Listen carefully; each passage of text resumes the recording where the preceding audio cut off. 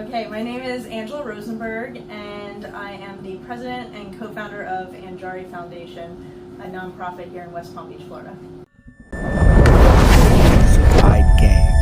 Hey, it's Kellen, and today we are on the boat of ANGARI Foundation with the president and the captain of the boat. And this is a beautiful boat. I will try to take some B-roll and show you guys some of the things, but people can actually live on this boat. So we don't want to get all in their business. But Captain Angela is going to give us the game. And I say Captain Angela Rosenberg, Mountain of Roses.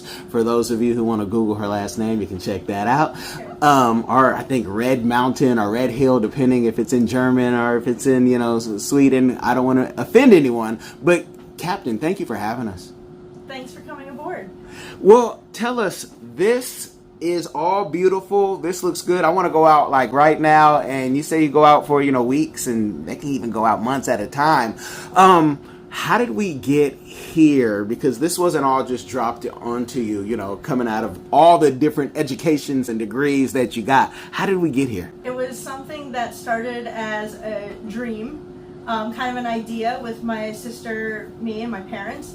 And as I sort of went through my career, originally as a marine scientist, and in managing science labs, and then also my passion for being on boats and for yachts and traveling the seas, I brought all that together and formed ANGARI Foundation.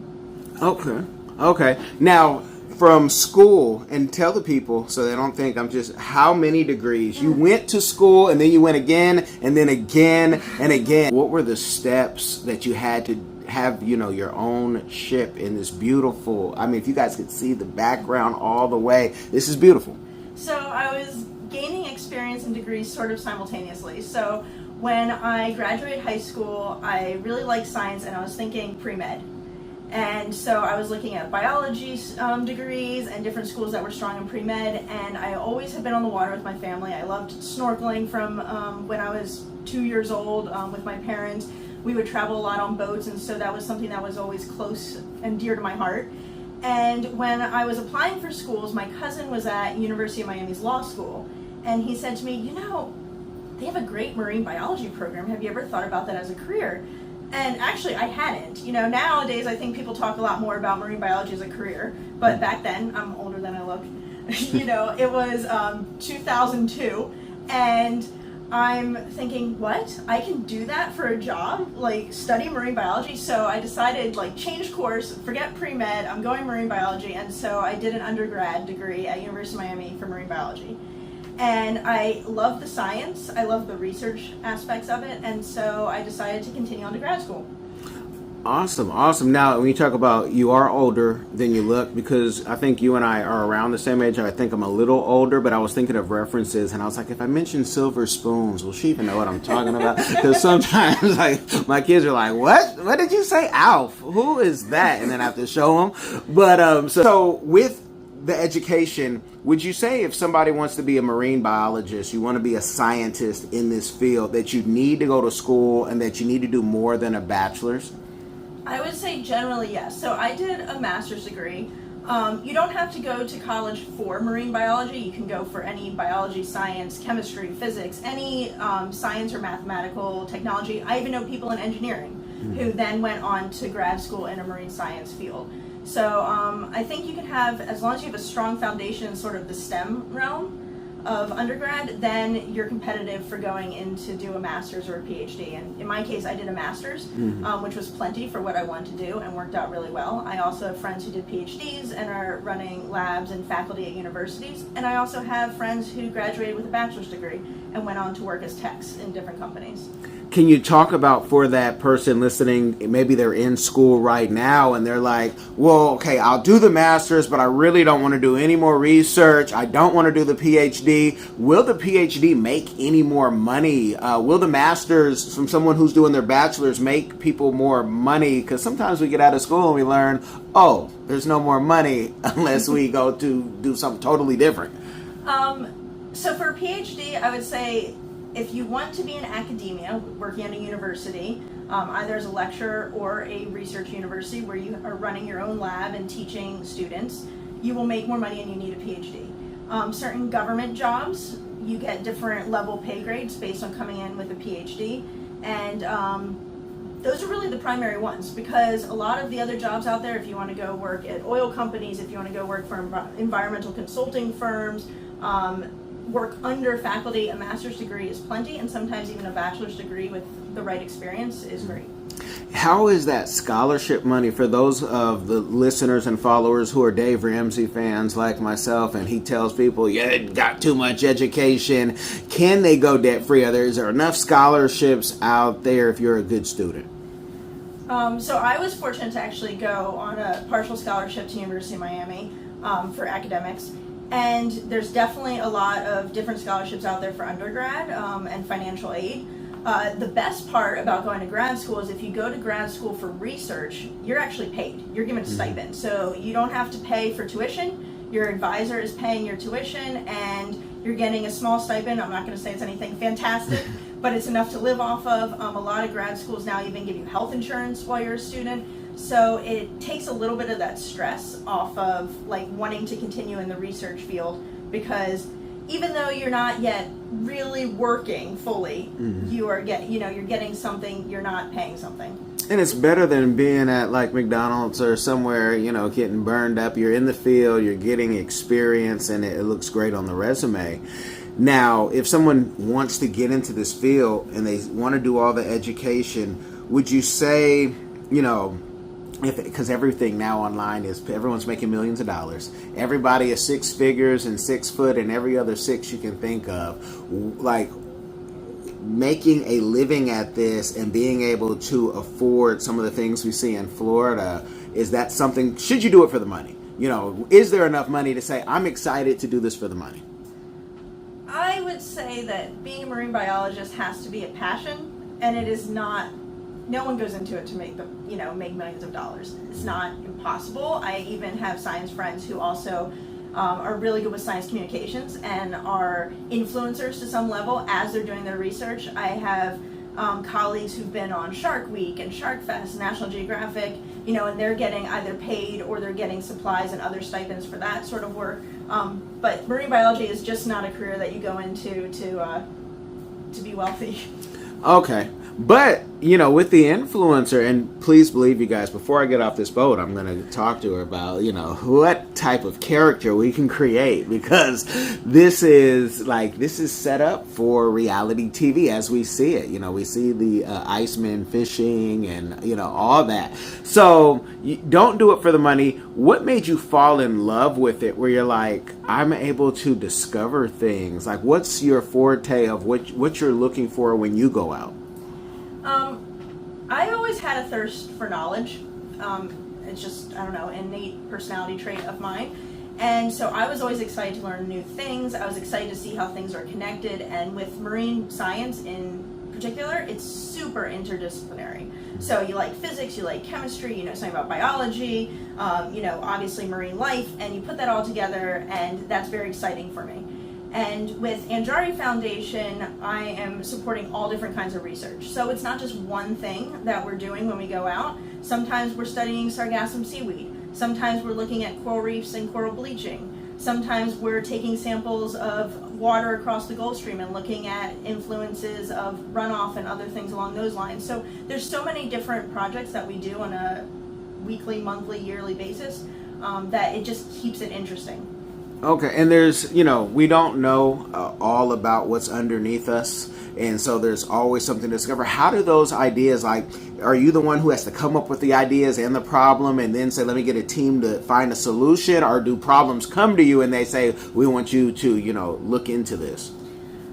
So when I was working strictly as a marine scientist, I was a little more on the experimental design side of things and solving those problems. Now I have other scientists coming to me and saying, we need to solve this problem. We want to use your boat and your resources to help us do that. Okay, when they come, do they also come with the paycheck, or do you also then have to help with the fundraising of that issue? It varies. So most of our scientists do actually charter the vessel. The idea is that we charter at low cost, so we cover the cost of the vessel, so we can continue to supply this, as a resource for scientists. Mm-hmm. And then when we take students out or other educational side of what we do, that a lot of times is covered by grants, donors, and other groups. Okay, so much in that. Let's get into the personalities. You showed me, you know, everyone has different places, and you and Kevin have your own space and your own privacy. When you get this many adults, you're going out, and even you guys have kids. My gosh, I could only imagine the issues, and don't let a toilet have a malfunction, right? Like, how do you deal with the personalities when you're going out for the longer haul? Well, it takes a special personality. For Kevin and I are great at getting along with everyone, and you kind of have to look at the positive and the rewarding parts of it. And when we're out on research expeditions, we're running things efficiently, and we're trying to help people conduct their science and their research, and divers in the water, divers out of the water, feeding them meals, moving the boat, all these different components. And honestly, we work with really great scientists. It's not hard to hang around with them for weeks at a time, and yes, it's nice to at least have like your own room so you can escape. But no, they've been great. When we take students out, they're only for a day. And I think that's maybe all I could take. But there's something so rewarding about working with students who've never done this, have never seen a shark before, have never been on a boat before, and you have these conversations with them, and it's just, you can see the wheels turning, and you can see the enthusiasm, and so it's exciting, and the pros definitely outweigh the cons. In today's climate where everybody is right, like everybody, whatever you do, it's okay, it's right. Do you have to have folks, sign a policy? This is what we don't do. There's no smoking cigars, or there's no this, there's no drinking too much. We know you got to have your wine at the end of the night. Like, do you have to go through these etiquette classes before you go out? There is a significant amount of paperwork that goes into every expedition, and expectations are laid out very clearly. Safety is obviously number one on any boat, and we believe that strongly. You have to be safe. There's certain things you have to do, whether you're a minor and a student on board, or whether you're a scientist chartering the vessel. And if you aren't behaving appropriately, we will, we'll reprimand you and eventually cancel the charter if that's what it comes down to. But fortunately, everyone's been really good, and you lay out the expectations, and everyone understands, and things go off really well. Okay. Now, you go talking about getting the donors and dealing with donors. Everybody is going after money. There's plenty of it because Congress and Senate, they can, make it when they want. How has that been in getting the research done? Because at the end of the day, we need this research to kind of, help with our technology and figure out what's happening. Are we polluting everything to a point where we have a ticker? Like, how is it going to convince donors who might not necessarily know what's going on? They have the money, but not the knowledge. How do you, do that? The networking, tell people, because people just get frustrated and say, I have a big dream, but I don't know where the donors are or how to even talk to them. Well, so one of the big things that was part of founding of the ANGARI Foundation was, I was a marine scientist. I worked with a lot of other marine scientists before being in the nonprofit world, and I saw that scientists weren't great at talking to the public, weren't great at sharing their research beyond their specific field and the conferences, for their colleagues, and didn't have a lot of opportunities to do so. So when we do research expeditions, we try to share as much as possible. Some information is certainly proprietary and we can't share it immediately, but we try our best to get media around every research expedition, what is happening, why it's important, what we found, follow up with people as well. And some topics are more exciting than others, that always happens. Coral bleaching was a huge one because last year it was a super warm summer, and the Florida Keys, the Bahamas, tons of bleaching. So that was a very big topic. That was a lot easier to share with the donor who already kind of understood it versus some of the other topics that we study. Hello everyone. Come along with London and Sydney as they show you around the vibrant country of Cameroon. Explore the heart of Africa through the eyes of London and Sydney. Two explorers who journey across the great city of Yaoundé, exploring its rich culture, vibrant market squares, cultural heritage, and wildlife. With giggles and excitement, London and Sydney Explore Cameroon takes you on a fun-filled adventure, providing insight into the country's culture and traditions through the pages of this book. It's packed with exciting stories and super cool facts about Cameroon that will make you go, wow.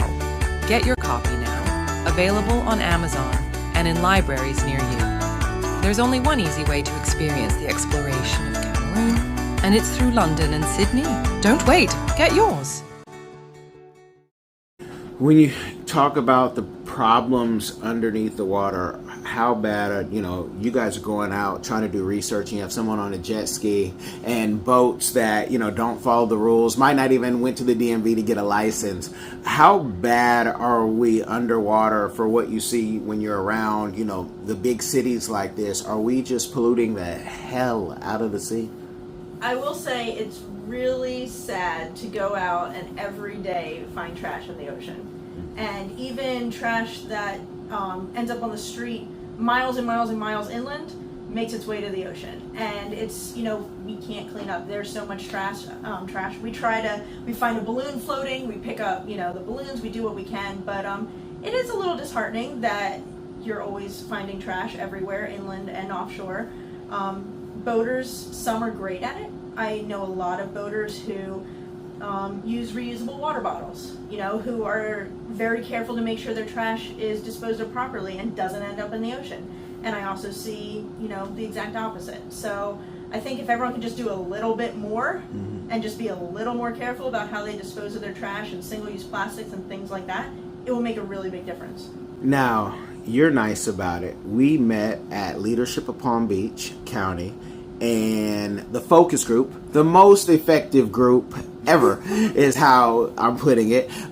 We had the angry scuba diver, who I plan on having her on. Have you ever, collaborated with her? Because she was passionate in telling everyone about the pollution. I could see the collaboration. That might be the next show, you guys, for Angela's podcast and YouTube. Any collaboration there? So we actually have. So Diane with Friends of Palm Beach, she is certainly passionate, and I love how passionate she is about it. She and her group are out on the beach, cleaning up almost every day of every week. So talk about making a difference and doing something huge, and doing your part for sure. She and Friends of Palm Beach and ANGARI Foundation, we've collaborated on some of the cleanup projects, some plastic pollution awareness projects that we've done. We created sculptures with plastic trash that are on display in different places. She's helped us out with some of our lagoon drifts. So we have a citizen science experiment where we deploy biodegradable cards in the water around Lake Worth Lagoon, and we look at where they go to look at pollution transport and what it would be if trash went in the water, where would it end up, and look at origins and sources of pollution. So she's been great, and I'm sure there'll be future collaborations as well. And you should definitely do a podcast with her. Dan, I'm coming. Or I've already sent something. I'm just, timing is everything, and everyone is doing their thing. But I'm going to catch her. You put a word in for her. Talk about your community give back, because this whole thing is a community give back. And when we talk about cleaning the beach, cleaning the oceans, talk about what other programs or what you're doing, and how youth who might be able to get credit for this from their high school or for their college admissions, or if they're in college just to do a good thing. What are you doing, and how can the community connect and be involved? So one of the biggest things we do, especially in our education program, is a program called Coastal Ocean Explorers. And we have a Coastal Ocean Explorers Sharks program. So we feel really strongly, and personally, from my own experience, hands-on experience is the way to go. That's what gets you excited about research. That's what gets you excited about the ocean. That's what introduces you to the ocean. And so we take students out from Palm Beach County and beyond throughout the year to work with scientists on board the research vessel, do shark tagging, do shark research, and learn about what it's like to be a marine scientist. Wow, shark tagging, that sounds fun. That's the ultimate fisherman's thing. All the fishermen do. Fishermen sometimes, I want to be a part of it just so they can tag a fish and maybe take a picture. Do you have those enthusiasts who try to get on the boat just for that? We definitely have other people ask as well, but currently it is strictly open to students and teachers. So we work with the schools, we work with teachers, we work with other organization leaders. And we invite a group out for the day, and it's a whole, there's a whole day itinerary that involves all the research components and learning what it's like to be a marine scientist, what it's like to be a shark scientist, the methods used, and and what a career like that might look like. Okay, and is that's an all day thing? What time does it start? Like in the day, when do you end? People meet at the dock at 7:30 a.m. and it ends around 4. So it's a full day on the water, and I mean, you're a scientist. Okay. You're a scientist for the day. You're a scientist. All aspects, yeah. And we talked off air on how some of that, how much it can cost and how it can be funding.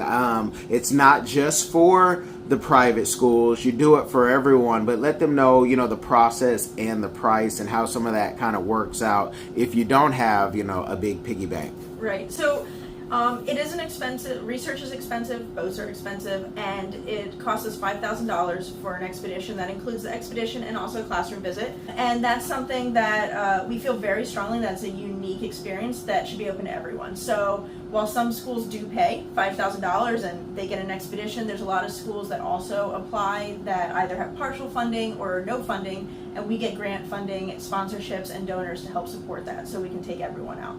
Now that's awesome. Now, when the funding, comes, does it? Hey, I come to the dock and I have to give you the 5,000 hours. How does that, that process work? Just for that person who's thinking about it, but they needed it laid out, and I do not want them emailing me or you say, well, how do you do? I got half of the money. Like, how soon in advance do they need to have the money? So there is an application on our website, angari.org, and if you're a teacher or a group leader, you go in there, you fill out the application. Part of the application is what funding do you have available, if any, and then we contact you from that. So we are matching what we have available at the time with your schedule. We have to put together the schedule once we agree on a date, and then we move forward and say, okay, you have to pay. It is in advance because a lot of groups do fundraise for it, or where we have a grant and this grant has to be used by such and such a date. So we make all those arrangements ahead of time. Then there's, the paperwork side of it, and then classroom visit and come out and do the expedition with us. And up to how many kids? So generally it's 14 students on board and 3 chaperones. Okay, that is awesome. Now, we're talking about funding. We talked off camera even a little about funding. You don't get in this to be rich. This is not your house per se yet. For the person who says, I need to be rich. I have to be rich. I mean, I'm on these boats. I'm taking people out. I'm doing research that can save lives. What are some ways outside of TV that scientists get rich? Well, like I said, no one really goes into science to get rich. But there is some really interesting research out there that if you discover the right things, or if you link up with the right people or the right companies even, you get patents and you make big discoveries that can be life-changing, and that's one way that you can definitely make a lot of money. I know marine scientists who are looking at specific marine animals, studying neurological disorders, Alzheimer's disease, a lot of different things that if they were to make significant steps forward in those diseases, I'm sure that would result in, significant funding. Okay, because it's coming to the point there's a new remedy for everything, and nothing is new under this great sun, but people are finding hey, get seaweed gel, and if you eat this will help that. And you as a scientist, you kind of cringe and say, I get this and pick this up all the time. I don't know if that's helped my skin glow or my cancer stop, right? People have all these remedies that I don't know how you find out, the seaweed. But I mean, I guess you try it and, you line up with the right cosmetic agency or, or whatever company you're working with. Environmental consulting, a lot of people do that. That's can be pretty lucrative as well. And, it's trial and error. I mean, it's science. Do you find seaweed to be a heal-all or some type of sea gel that, people are eating some jelly, and I ate it, and I said, I'll eat the whole can of this. I'm a sweet tooth.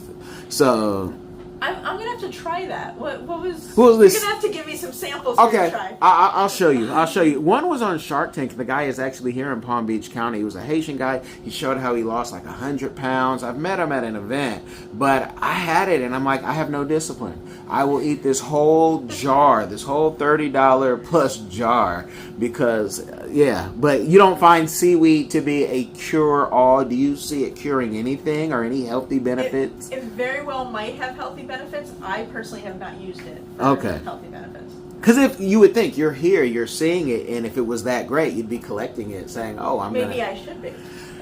So I have to look into this.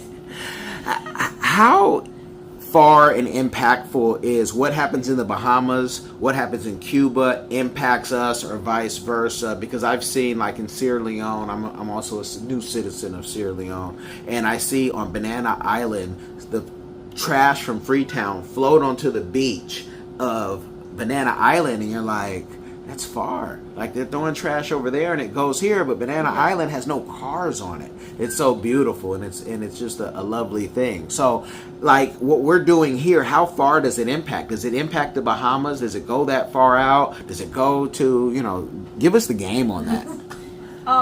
Yeah.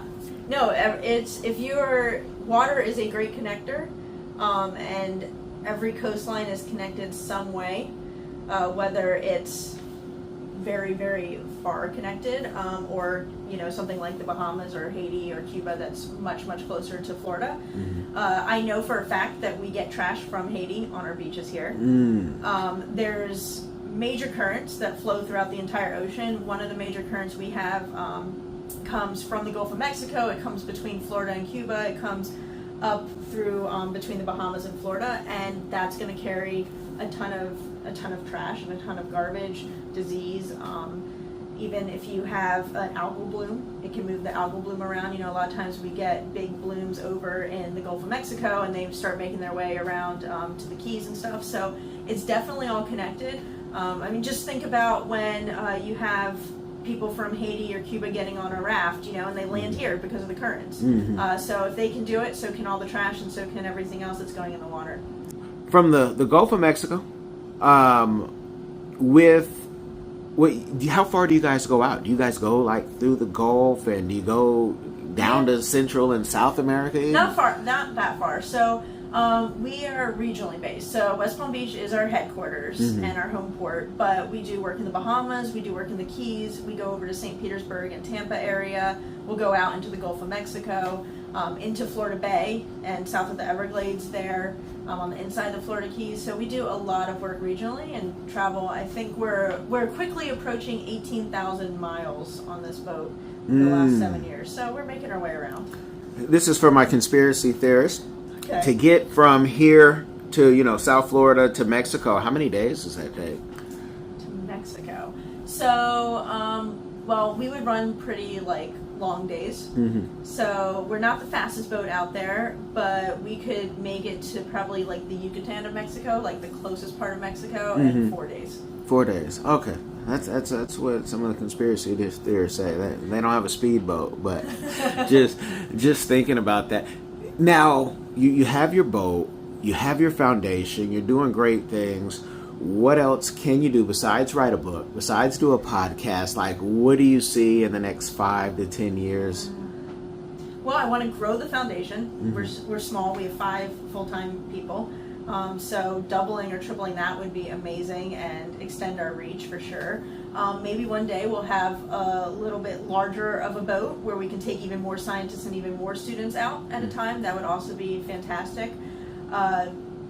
Being the president of the foundation, you always have this time when your business is growing and you're trying to take a step back from the day-to-day stuff and handing that off so that you can be bigger on the strategy side and bigger on getting donors and sponsors in the fundraising side of a nonprofit. So that's certainly a goal of mine. Mm-hmm. And I'd also really like to help pass along my knowledge in the marine industry as well. So we're very focused on marine science and education in that side, but being a captain, how you get into yachting, and how you South Florida is huge in yachting. Mm-hmm. It is yachting capital of the world, and there's so many opportunities for people coming right out of high school to get involved in the marine industry, whether it's in, electrician, plumbing, whatever, or being a captain or working on a boat. So there's a lot there that I'd love to be able to share with people and help get them involved.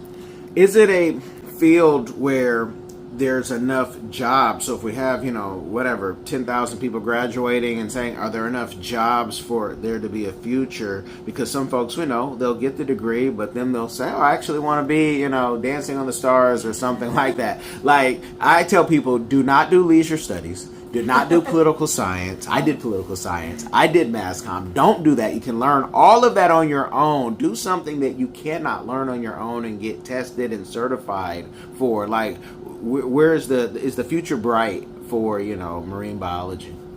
I think the future is bright because there's a lot more opportunity than there used to be as far as different fields of study and different knowledge, and a lot more nonprofits out there for people to work for. But it's also super competitive. If there's only so many people and so much money who can study sharks, and so you kind of have to pick and choose how you really want to be a marine biologist and be open to different ideas, different opportunities, and maybe you started wanting to study sharks, and now you're open to looking at coral reefs, or teaching marine science, or doing science communications, or working for a nonprofit. So there's a lot of different you get a lot of different skill sets that can reach a broad industry, but you have to be open to them. How do you find,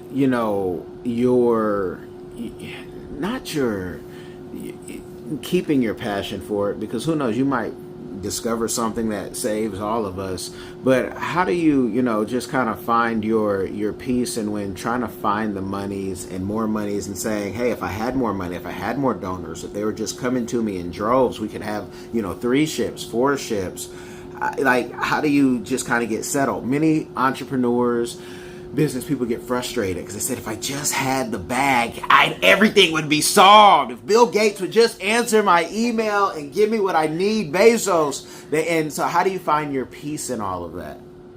Well, there's no question that Bill Gates, Bezos, if you're listening, please, by all means, call me up. But, that certainly would make life easier because money does, speak volumes and allow you to do a lot.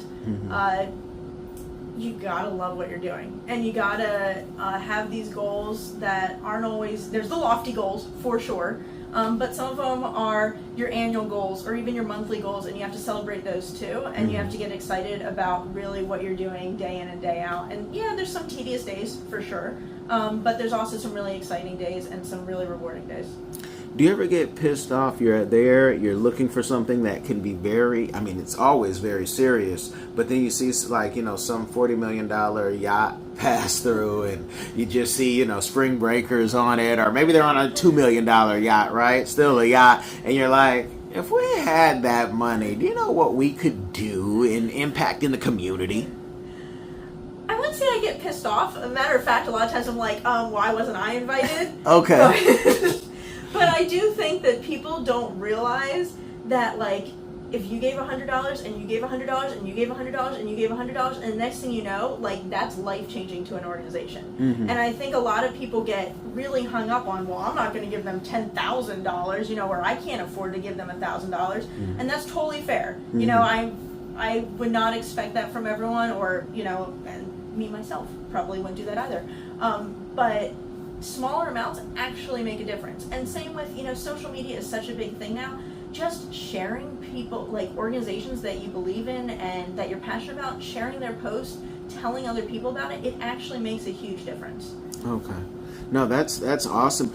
Now, is there a ton of grant money that, that the real people are getting, not just the biggest organizations out there, then it trickles down, but is the government, state and federal, is there a good amount of money at least for the research? And I don't want to make it too political, because it's like, who's better, Democrats or Republicans? They all party at the same time on our dime. Is there some money's coming through to help you?